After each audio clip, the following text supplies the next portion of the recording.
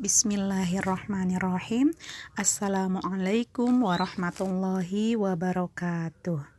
Alhamdulillahi ala nikmatil imani wal islam. Assalatu wassalamu ala sayyidina Muhammadin wa ala alihi wa sahbihi ajma'in. Amma ba'du. Puja dan puji marilah kita panjatkan kehadirat Allah Subhanahu wa ta'ala.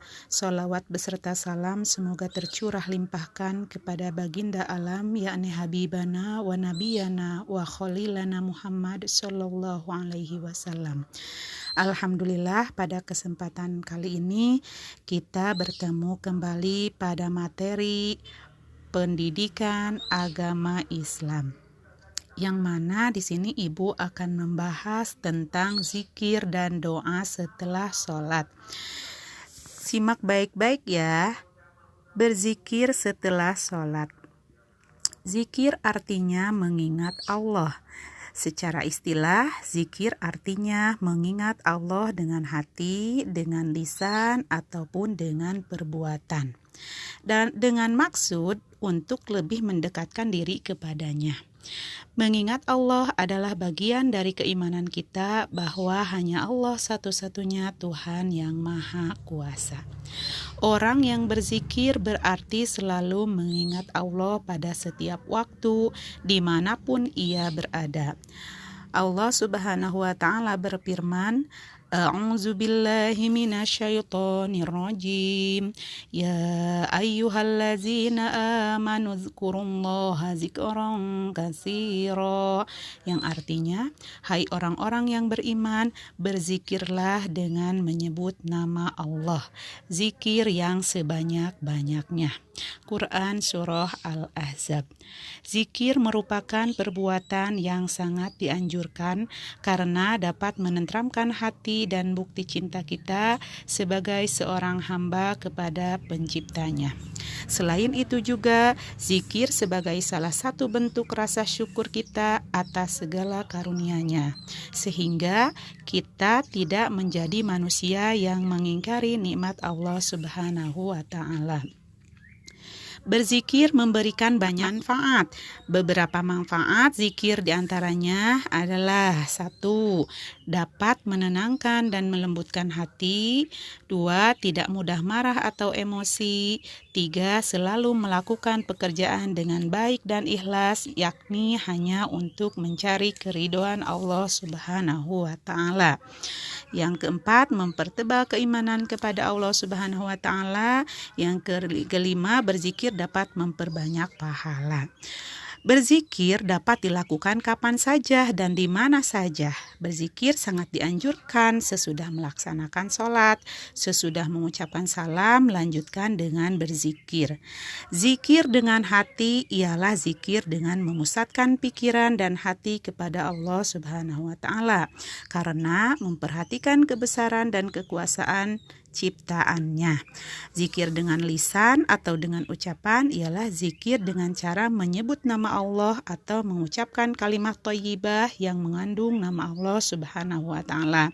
Contohnya, mengucapkan bismillahirrahmanirrahim, kemudian mengucapkan tahmid, takbir, tasbih, tahlil, istighfar, dan lain-lainnya.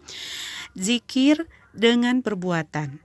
Zikir dengan perbuatan ialah zikir yang dilakukan dengan cara menjalankan segala yang diperintahkan Allah Subhanahu wa ta'ala dan menjauhi segala larangannya dengan penuh rasa ikhlas, hanya untuk mendapatkan ridho Allah Subhanahu wa ta'ala.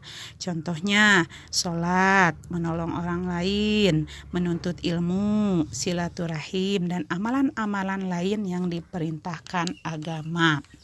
Nah, sekarang kita bahas tentang berdoa setelah sholatnya. Setelah berzikir pastinya dan tentunya kita akan berdoa. Doa secara bahasa artinya permohonan, tapi secara istilahnya doa adalah permohonan hamba kepada Allah. Berdoa berarti memohon sesuatu kepada Allah. Manusia adalah makhluk yang lemah di hadapan Allah. Oleh karena itu, kita wajib berdoa kepada Allah.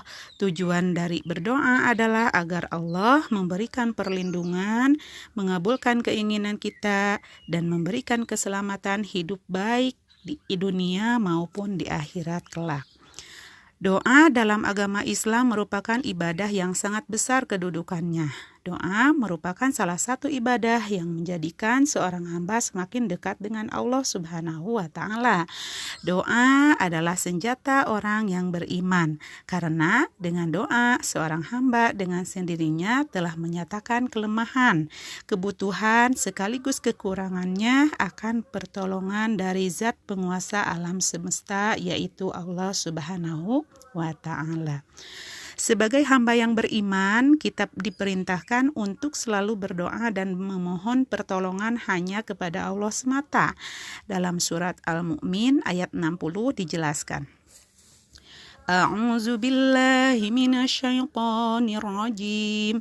Wa qala rabbukum ud'uni astajib lakum innal ladzina yastakbiruna an ibadati sayadkhuluna jahannama dakhirin.